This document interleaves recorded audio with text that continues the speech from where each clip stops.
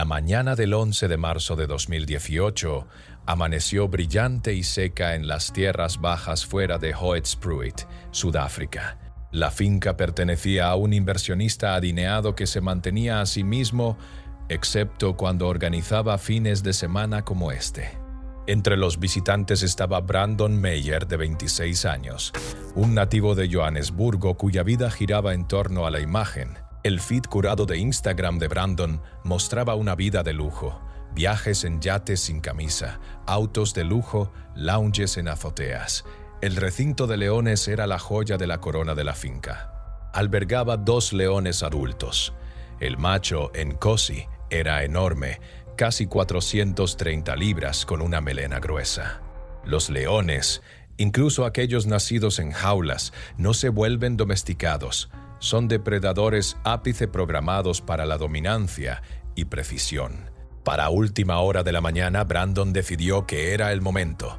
Quería una foto arrodillado junto al león, un brazo extendido detrás de él como si descansara casualmente en la espalda de Nkosi. Brandon se agachó junto al león con facilidad practicada. Con movimientos lentos y deliberados, extendió su brazo detrás de él. En realidad, no estaba tocando al león en absoluto. Era todo por efecto. Pero Nkosi ya estaba observando. El león se levantó sin sonido. En una sola zancada, Nkosi cerró la distancia. Sus mandíbulas se abrieron de par en par y con velocidad aterradora se cerraron alrededor del hombro izquierdo de Brandon. El sonido fue enfermizo. Hueso y carne aplastados en un instante mientras Brandon gritaba y caía de lado. Pero Nkosi no se detuvo. Tomó casi un minuto antes de que alguien reaccionara con propósito. Cuando el extintor finalmente se descargó, una nube de espuma blanca envolvió la cabeza del león. Nkosi vaciló, gruñó y finalmente soltó su agarre y retrocedió lentamente. Brandon fue declarado muerto poco después. La causa oficial de muerte fue listada como pérdida masiva de sangre resultante de trauma extenso al cuello y torso superior.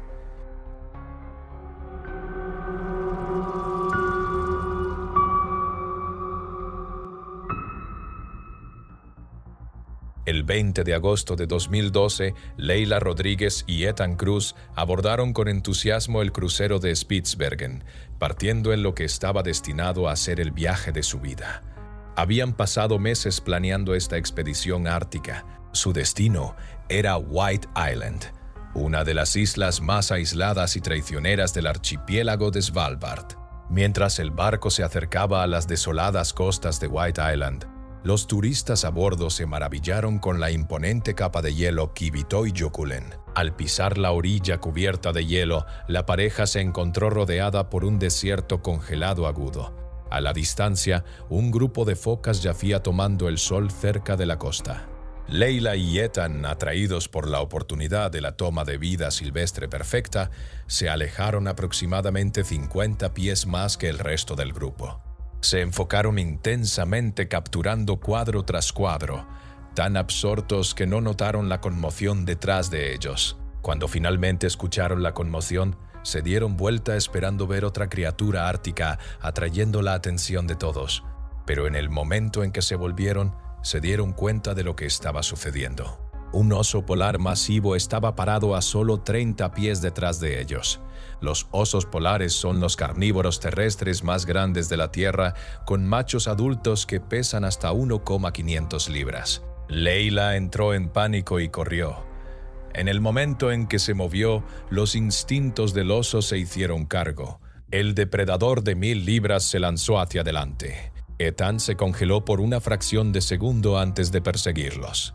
El oso la alcanzó y la golpeó desde atrás, su pata gigante golpeando su hombro con la fuerza de un mazo. Cayó hacia adelante estrellándose contra el hielo. Antes de que pudiera alejarse gateando, el oso cerró sus poderosas mandíbulas alrededor de su cabeza. Un guía turístico armado con una pistola corrió hacia adelante y disparó un tiro de advertencia al aire. El oso soltó su agarre por una fracción de segundo. Leila todavía estaba gritando, sangre corriendo por su cara de la brutal mordida. Finalmente, la bala final perforó el corazón del oso y el enorme depredador cayó sin vida junto a ella. Leila estaba viva, pero apenas. Había sufrido una profunda herida de mordida en la parte posterior de su cráneo y varios de sus huesos faciales estaban fracturados. Una cirugía de emergencia salvó su vida, pero su recuperación sería larga y ardua.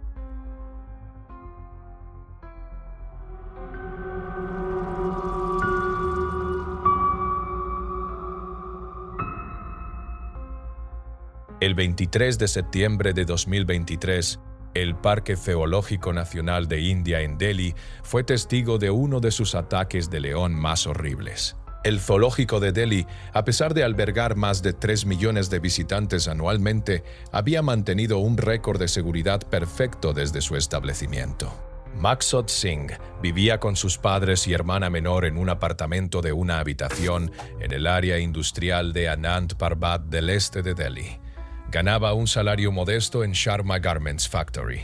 Las señales de su deterioro de salud mental habían sido visibles durante meses. En casa, Maqsood pasaba horas mirando documentales de vida silvestre en su pequeño televisor, particularmente fascinado por los grandes felinos. Esa mañana de martes comenzó como cualquier otra. Maqsood salió de casa a las 7 de la mañana, diciéndole a su madre que se dirigía al trabajo, pero nunca llegó. A las 12:15 del mediodía tomó una decisión inesperada: comprar un boleto de zoológico. Dentro del zoológico, Sher, un león africano macho de 8 años, encarnaba al depredador perfecto de la naturaleza. A las 1:05 de la tarde precisamente, mientras los visitantes se aglomeraban en el área de observación, Maqsood comenzó su viaje fatal. El metraje de seguridad lo capturó quitándose metódicamente los zapatos y colocándolos cuidadosamente junto a la primera barrera. Lo que sucedió a continuación plantearía serias preguntas sobre la conciencia de salud mental en la clase trabajadora de India. Maqsood escaló las primeras 2 barreras con una calma inquietante. El ataque se desarrolló con eficiencia aterradora. Sher, quien había estado descansando cerca de su cascada artificial, notó la intrusión inmediatamente. Su transformación de residente relajado del zoológico a depredador ápice fue instantánea. Sher cubrió la distancia de 98 pies en menos de 3 segundos, su cuerpo musculoso lanzándose hacia adelante con poder explosivo. El impacto inicial noqueó a Maqsood hacia atrás. La operación de recuperación finalmente comenzó a las 2:30 de la tarde. La investigación reveló que Maqsood murió casi instantáneamente de la primera mordida.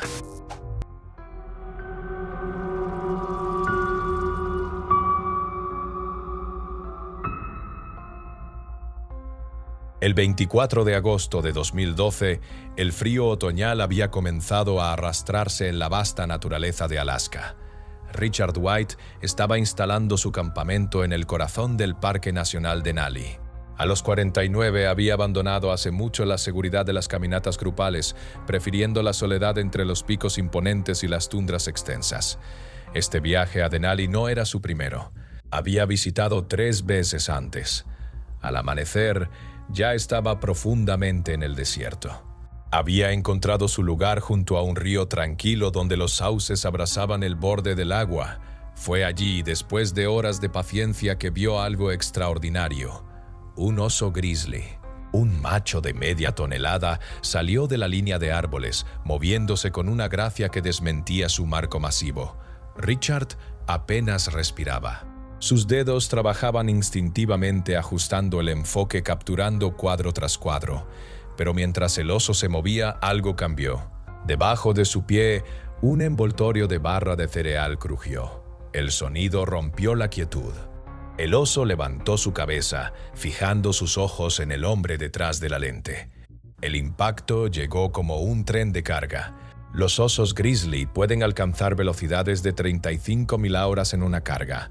Media tonelada de músculo e instinto se estrelló contra la espalda de Richard, conduciéndolo a la tierra. El primer grito se arrancó de su garganta mientras las garras rasgaban su chaqueta, cortando profundamente en la carne.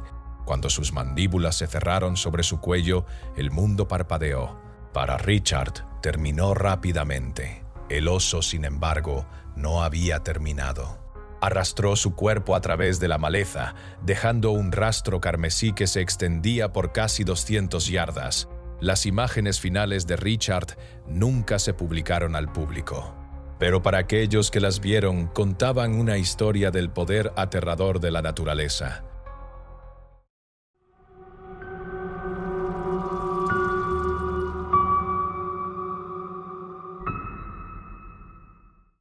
No hay ningún lugar en la Tierra que se sienta tan vivo y al mismo tiempo tan indiferente a la vida humana como el Parque Nacional de Yellowstone. A primera vista es un santuario de belleza, 2,2 millones de acres de naturaleza intacta, géiseres que brotan del suelo como si la tierra respirara. Yellowstone vende una ilusión de control, una sensación de orden dentro del caos natural, pero esa sensación se rompe en cuanto se cruza una línea invisible, más allá de las pasarelas, de los miradores señalizados y de los puntos donde los coches se detienen para fotografiar bisontes. Comienza otro mundo, un Yellowstone que no aparece en los folletos turísticos, un territorio donde no hay mapas claros, ni señal telefónica, ni ayuda inmediata. Ese lugar es conocido como el Backcountry y representa más de 3.000 millas cuadradas de terreno salvaje continuo, donde la naturaleza no ha sido suavizada para el consumo humano. En el Backcountry, las montañas se elevan sin senderos definidos, los ríos no ofrecen puentes y los bosques son tan densos que el silencio se vuelve pesado. Hay zonas donde la carretera más cercana está a más de 30 millas de distancia. En esos lugares, cualquier persona que entra lo hace bajo una regla no escrita. Si algo sale mal, estás solo. No hay sirenas, no hay rescates rápidos, no hay segundas oportunidades. Entre los muchos peligros que habitan este entorno, ninguno genera tanto respeto como el oso grizzly. En las áreas desarrolladas del parque, donde hay tráfico constante de personas, ruido y estructuras humanas, el riesgo de un ataque es casi inexistente. Las estadísticas son tranquilizadoras. Una probabilidad de 1 entre 59,5 millones de pernoctaciones. Pero esas cifras se vuelven irrelevantes en el backcountry, donde el riesgo aumenta casi 30 veces. Allí, el encuentro con un grizzly deja de ser una posibilidad remota y se convierte en una amenaza real. En el verano de 1984, una joven de 24 años llamada Brigitta Fredenhagen entró en ese mundo con respeto, preparación y una profunda admiración por la naturaleza. Brigitta no era imprudente, no era ignorante del peligro y no estaba buscando emociones vacías. Estaba cumpliendo un sueño que había cultivado desde la infancia. Brigitta había crecido en Basilea, Suiza, rodeada por la sombra constante de los Alpes. Desde pequeña observaba en televisión las vastas llanuras, los bosques interminables y los espacios abiertos del oeste americano. A diferencia de Europa, donde cada sendero parecía trazado y cada montaña conquistada, América representaba algo distinto, lo indómito, lo inmenso, lo desconocido. Durante años ese sueño permaneció intacto, esperando el momento adecuado. Ese momento llegó el 28 de julio de 1984, cuando Brigitta cruzó por primera vez la entrada del Parque Nacional de Yellowstone junto a su hermano Andreas y su cuñada. Para ella no era un simple viaje, era la experiencia que había esperado toda su vida. Aquella mañana, Yellowstone no le dio ninguna razón para sospechar lo que vendría después. Los guardabosques que se cruzaron con Brigitta durante esos primeros días la recordaron más tarde con claridad. Tenía una energía contagiosa, una curiosidad constante y una actitud abierta que la hacía destacar entre otros visitantes. Preguntaba, escuchaba y tomaba notas. No trataba al parque como un parque de atracciones, sino como un ecosistema que merecía ser comprendido. Para quienes trabajan allí, era el tipo de visitante que inspira confianza. Durante las primeras noches, el grupo acampó en zonas desarrolladas, Grand Village, a orillas del lago Yellowstone, y luego Norris Campground, lugares seguros, concurridos y controlados. Pero Brigitta quería más que eso. Quería experimentar Yellowstone sin barreras, sin ruido humano, sin luces artificiales. Quería una noche sola en la naturaleza salvaje. En una estación de guardabosques, Brigitta solicitó un permiso para acampar en el backcountry. Su hermano y su esposa no llevaban el equipo necesario para acompañarla, así que decidieron permanecer en otro campamento. La separación parecía lógica, temporal y completamente segura. Nadie, ni siquiera los guardabosques, tenía motivos para pensar lo contrario. El guardabosques, Gary Youngblood, fue quien gestionó el permiso. Le asignó el sitio 5B1, ubicado cerca del sendero de Pelican Valley, una zona conocida tanto por su belleza como por su actividad frecuente de osos grizzly. Brigitta no reaccionó con sorpresa ni con miedo. Sabía exactamente lo que eso significaba. De hecho, le mostró a Youngblood varios libros que había comprado específicamente sobre los senderos del parque y el comportamiento de los osos. Hizo preguntas detalladas, confirmó procedimientos y se aseguró de comprender cada recomendación de seguridad. Desde el punto de vista técnico, Brigitta no cometió errores. Estaba informada, preparada y consciente de los riesgos. El 30 de julio, a las 11 de la mañana, Brigitta, Andreas y su esposa emprendieron una caminata de 5,5 millas por el sendero de Astringent Creek. El día era claro, el clima estable y el ambiente tranquilo. En el puente de Astringent Creek llegó el momento de separarse. Brigitta abrazó a su hermano y a su cuñada, ajustó su mochila y se adentró sola en el bosque de abetos. Ellos la observaron desaparecer entre los árboles, sin saber que ese sería el último instante en que la verían con vida. A partir de ese momento, Brigitta quedó completamente sola. Caminó durante horas acompañada únicamente por el sonido de sus pasos, el tintineo de las campanillas antiosos en su mochila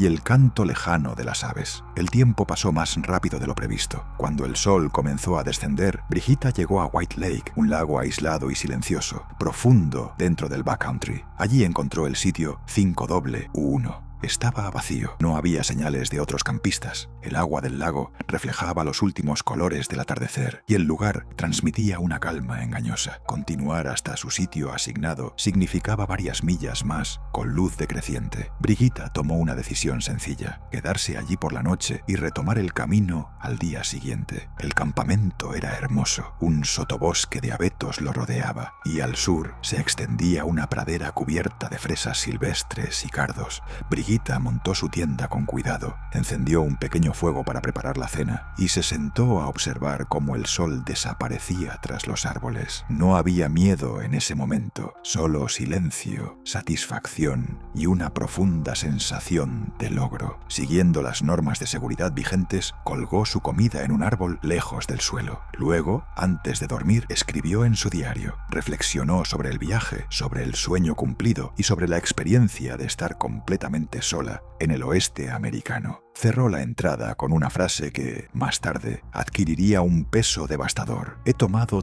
todas las precauciones necesarias. Esa noche, el clima cambió. Nubes oscuras cubrieron el cielo y una tormenta eléctrica comenzó a avanzar sobre la zona. La lluvia cayó con fuerza y la oscuridad se volvió absoluta, rota únicamente por relámpagos que iluminaban los árboles durante fracciones de segundo. Mientras Brigitta dormía dentro de su saco, la naturaleza se reorganizaba a su alrededor. En algún punto de esa noche, un oso grizzly subadulto se acercó al campamento y ahí es donde todo comenzó a romperse. El oso no llegó corriendo ni mostrando agresividad inmediata. Se movía con la calma de un animal que conoce el terreno y no percibe amenaza alguna. Era un macho joven, subadulto, todavía aprendiendo a sobrevivir por su cuenta. La tormenta cubría sus sonidos y los truenos borraban cualquier crujido de ramas o roce de garras contra la tierra húmeda. Para Brigitta, dormida a pocos metros, el bosque seguía siendo silencio.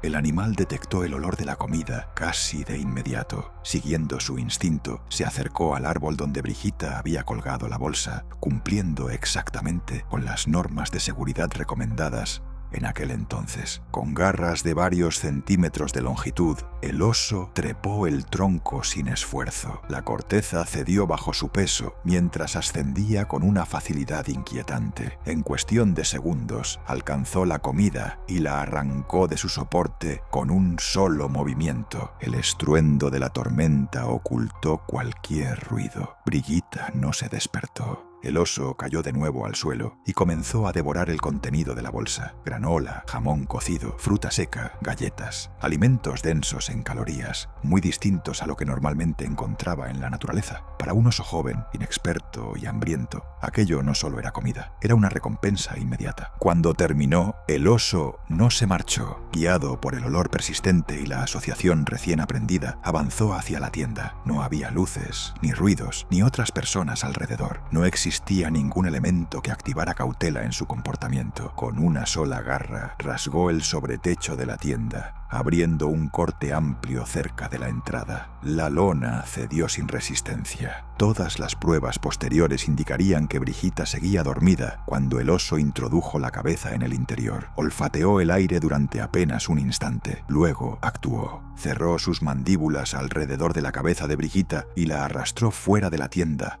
bajo la lluvia. El movimiento fue tan rápido que no hubo tiempo para reaccionar. Ya fuera de la tienda, Brigitta despertó y gritó, todavía atrapada dentro de su saco de dormir. El sonido se perdió en la tormenta, absorbido por la distancia y el bosque cerrado. A varios metros del campamento, el saco se desprendió de su cuerpo, mientras era arrastrada hacia la oscuridad entre los árboles. Lo que ocurrió después solo pudo reconstruirse a partir de los rastros encontrados días más tarde. No hubo testigos, no hubo auxilio, solo la violencia silenciosa de la naturaleza, actuando sin intención, sin malicia y sin conciencia. Cuando Brigitta no se reunió con su hermano y su cuñada a la hora acordada al día siguiente, la inquietud fue inmediata. Sabían que algo estaba mal. Sin embargo, contactar con los guardabosques del backcountry llevó tiempo. El terreno, la distancia y los protocolos ralentizaron el inicio de la búsqueda. Para cuando un guardabosques pudo comenzar a rastrear la zona, la noche ya había caído y el riesgo de encontrarse con osos activos obligó a suspender las labores hasta la mañana siguiente. El 1 de agosto de 1984, el guardabosques Mark Marshall emprendió la caminata hacia el área donde se suponía que Brigitta había acampado. Durante el trayecto encontró el sitio 5U1. A primera vista, el campamento parecía inquietantemente normal, demasiado ordenado. Un saco de dormir yacía fuera de la tienda, como si alguien lo hubiera sacado para airearlo. No hubo respuesta a sus llamadas. Entonces vio los restos. Fragmentos de cuero cabelludo, tejido humano y ropa ensangrentada estaban dispersos por el suelo. La escena dejó claro de inmediato que se trataba de un ataque de oso. Marshall pidió refuerzos por radio, consciente de que la situación más peligrosa para un guardabosques es enfrentarse a un oso que aún puede estar alimentándose de un cuerpo humano. Un grupo armado siguió el rastro hacia el norte. A lo largo del camino encontraron más restos y prendas desgarradas. Finalmente, a unos 75 metros del campamento, hallaron el cuerpo sin vida de Brigitta. Tenía solo 24 años. La mayor parte de su cuerpo había sido consumida. La escena fue descrita posteriormente como una de las más perturbadoras en la historia del parque. La investigación concluyó que el ataque fue llevado a cabo por un oso grizzly subadulto de entre 2 y 3 años. Se colocaron trampas y se inició una búsqueda intensiva, pero el animal nunca fue localizado. Semanas después, otro incidente similar ocurrió a pocos kilómetros de distancia, cuando un niño fue arrastrado fuera de su tienda de la misma manera. Logró escapar por puro azar. Tras la muerte de Brigitta, Yellowstone revisó sus normas. Los campamentos del área fueron reubicados lejos de rutas activas de osos. Se prohibió la acampada nocturna en ciertas zonas y se impusieron requisitos más estrictos para los grupos. Cambios necesarios, pero tardíos. 4 días después de haber llegado a Estados Unidos para vivir el viaje de su vida, Andreas y su esposa regresaron a Suiza con las cenizas de Brigitta. El parque siguió adelante. Los visitantes continuaron llegando, las pasarelas volvieron a llenarse, pero en el silencio del backcountry, la historia de Brigitta Fredenhagen quedó grabada como un recordatorio brutal de una verdad incómoda. En la naturaleza salvaje, no importa cuánto te prepares, cuánto respetes las normas o cuántas precauciones tomes, A veces simplemente estás en el lugar equivocado, en el momento equivocado, y la naturaleza no negocia.